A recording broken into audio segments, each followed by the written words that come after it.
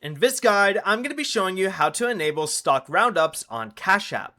This is Miguel from JustBoz, and before we get into this guide, make sure to like the video and subscribe to the channel with all notifications on for more content like this. It really does help out the channel and we'd greatly appreciate it. If you have any questions, just ask them down in the comment section below. I'm going to be doing my best to reply to every single comment down there.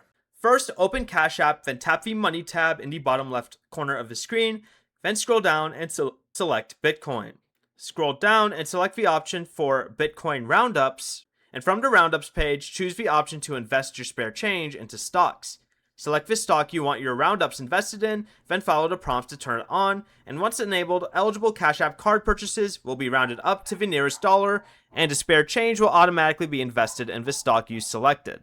Before you leave, remember to like the video and subscribe to the channel with all notifications on for more content like this. It really does help out the channel and we'd greatly appreciate it. And if you did have any questions, just ask them down in the comment section below. I'm going to be doing my best to reply to every single comment down there. Peace.